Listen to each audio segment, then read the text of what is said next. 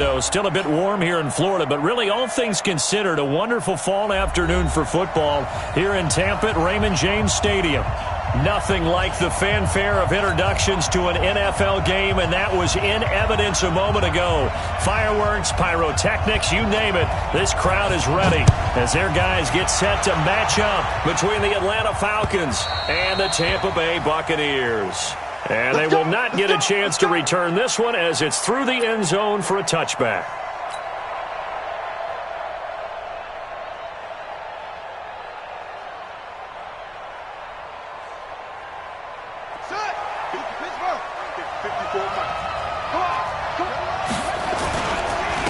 They'll run for the first time with Devontae Freeman. 4 yards the result on the first play from scrimmage. Second down. The run got 4. Now they deal with a 2nd and 6. From the gun, it's a run for Freeman. And he'll be brought down right around the 37. That one, a first down pickup of 8. Well, I think that's what they're going to need to do here in the first half. You've got to take some pressure off of this young quarterback, and no better way to do it than to establish the running game early. He'll look to throw. And he will find his man on the outside. It's a gain of 11, and the Falcons pick up the first.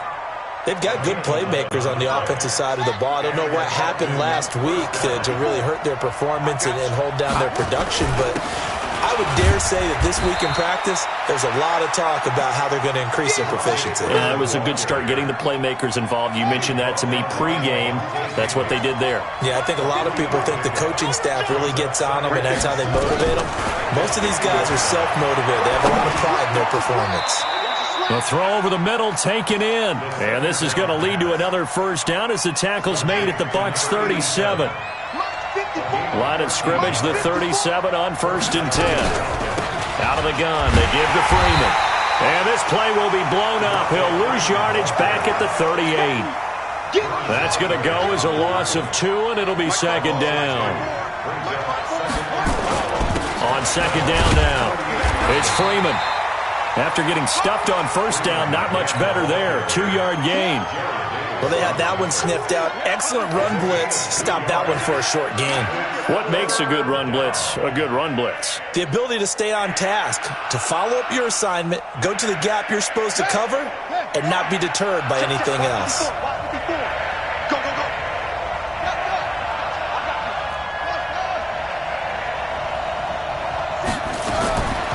They'll drop the throw.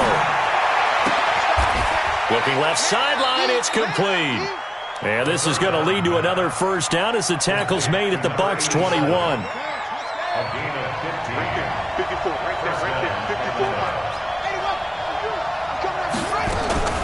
This is Freeman on 1st and 10. Freeman a first down and more. Another strong gain on the last 2 plays. They've moved it a combined 33 yards. 2 big plays in succession. Not sure this D knows what hit them, but now they got to get ready. It's 1st and goal. They'll look to run with Freeman. And he will take it in for a Falcon touchdown. Devontae Freeman, his 2nd touchdown on the season. And the Falcons take it all the way down the field and score on the opening drive. Prater for the extra point, and that makes the score 7-0. Set now to kick this one away, and off it goes. This is taken at the 3. And he's up across the 25 and down at the 28-yard line.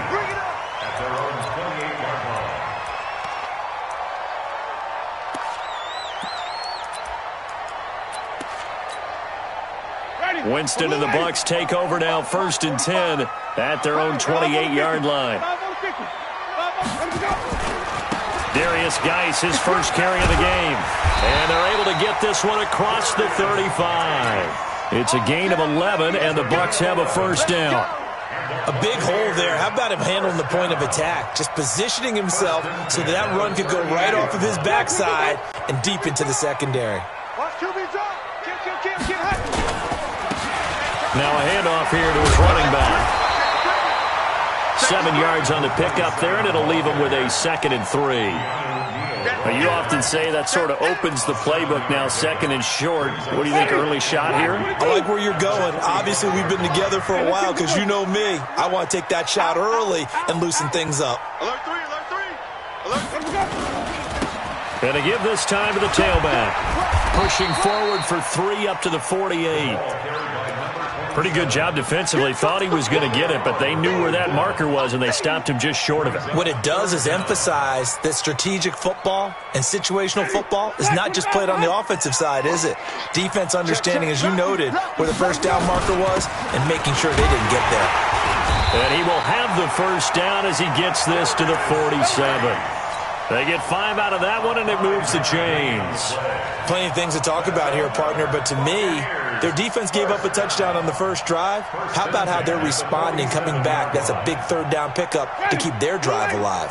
From Falcon territory now, here's 1st and 10 at the 47.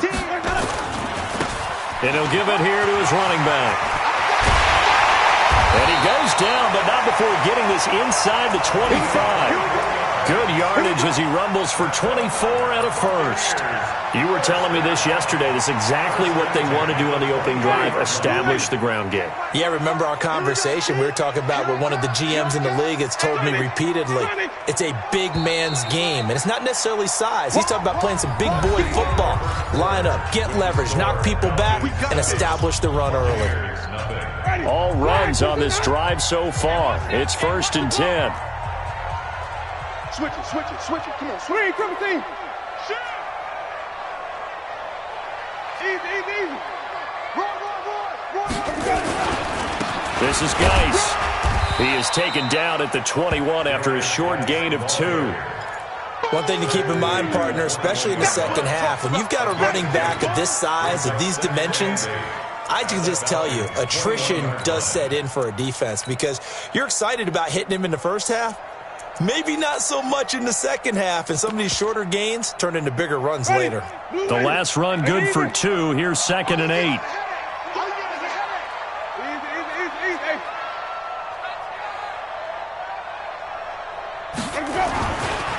On the ground, it's Geis. He's got the first down inside the 10. And finally taken down at the 4-yard line. It's a pickup of 17 and a first down. 1st and goal, and a chance to get that initial touchdown right back. Easy. Bandit. Let's go now. They'll try to throw now. Winston. Godwin's got it. Touchdown, Tampa Bay. Chris Godwin, his 2nd touchdown on the season, as they are now on the board here in the first half. Extra point by Gay is up and good. And we are tied at 7. Each team's had it. Each team has scored. 7-7 here as the kick's away. This one fielded at the 5. And a nice job there as he gets this one up just shy of the 35-yard line at the 34. About set to begin their next drive, the Falcons offense at the line. And for them, a touchdown their last go-around. Obviously, they'll be hoping to do that again. And when you start plotting for this drive, when you start thinking to yourself, okay, what are we going to do? You don't go away from what you did before because that worked, but you have to be prepared for wrinkles and counters because you know they'll make some adjustments. Facing a 2nd and 2 after that last catch, good for 8 yards. They run, Devontae Freeman. And he is going to be stopped cold behind the line of scrimmage. It'll be a loss of a yard, and that'll lead here to a 3rd down. Back to throw here. Quick hitter here, it's complete. And he's got the first down yardage as he brings this up to the 47.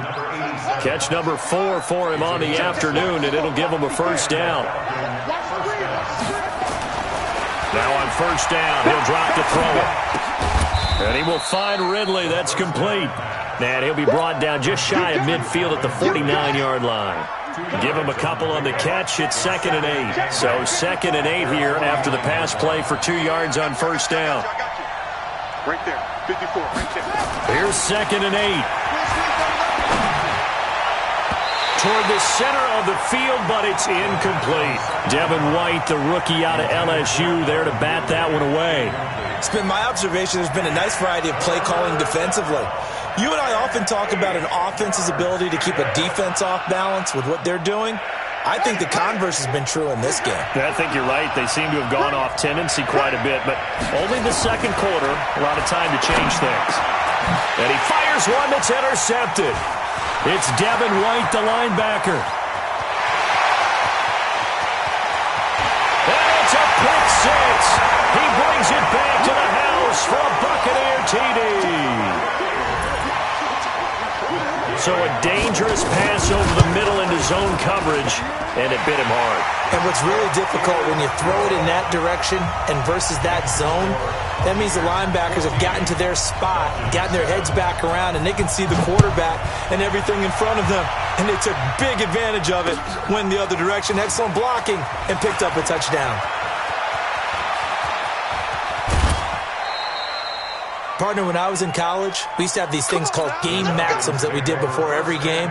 One of them said, press the kicking game, for here's where the breaks are made. It's the area of hidden yardage. How about that return? Flipping the field, taking it past the 50, and getting things set up to start the series. Throwing on first down, but this one winds up to be incomplete. He was looking for Paul Richardson there, and now it's second down. Well, I guess that answers the question whether or not they want him throwing it again right away after throwing the pick six on the previous drive. Yeah, not something conservative or underneath. Pretty big shot right there. Get him right back in the saddle and say, go ahead and sling it, big guy. And he's got this down to the 35. It's a gain of 11, and the Falcons pick up the first. Boy, he does it at a high level, doesn't he? Because when I watch him, I think of his vision. Straight ahead, peripheral, also has that sense of where holes are going to be before they actually open. I think that helps set him apart from many of the other backs in the league.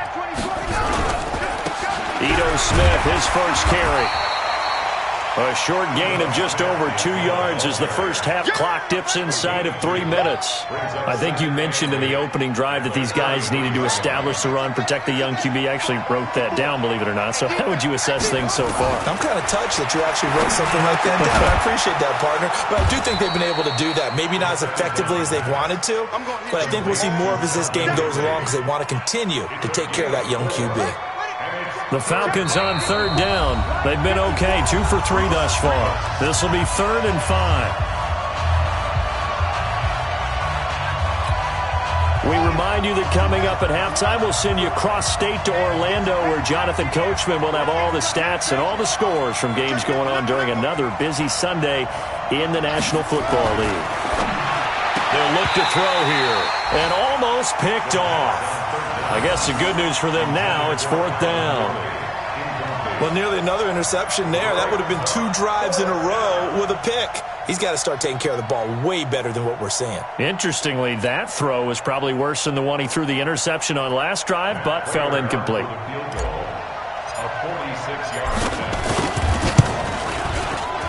And this one is right down Broadway. And they'll cut the lead back down to 4 now at 14-10.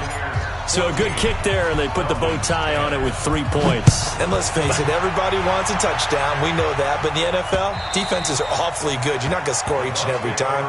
Be able to knock the ball through the post and take the 3. By the way, I said bow tie. I meant just bow. Not the tie, but yeah. Either way. You got it. I just went right past it. The Tampa offense ready to get their drive started. They're starting to put some space here. The first quarter, they didn't look so hot offensively. This